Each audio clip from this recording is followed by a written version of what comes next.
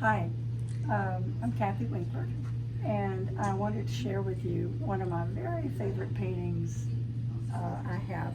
Most often I'm tempted to just paint over them and start over, but sometimes I'll just go ahead and finish it. But I think out of all the paintings I've done, this is just about my favorite.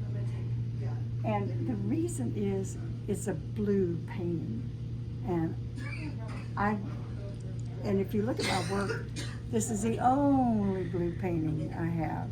But it was fun to do. But to put the contrast of this white Mustang stallion. And I was really entranced by him because he's about 9, 10 years old, and he's by himself.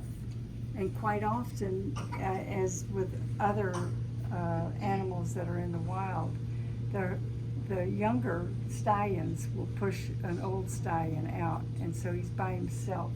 But you can tell that he's got his eye out looking for wolves, and he's ready to run when the chance affords him to. But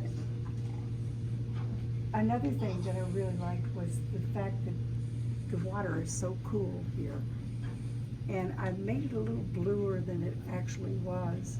And then I put more rocks in here and so forth because he was in Nevada, either Nevada or Utah, and there's a lot of kind of arid territory. And so I just kind of had some happy talk with him. And anyway, I think maybe my second favorite is I love the horse with the foal, because the horse, you can feel the horse's warmth breath.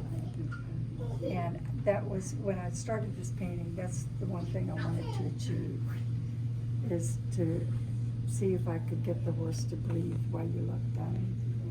And the photo had the horse's eye further down, sort of like just a crescent moon, but opened her eye because I wanted her to look at her foal.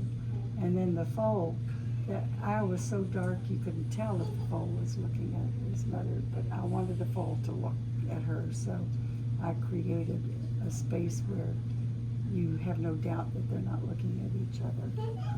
And I wanted to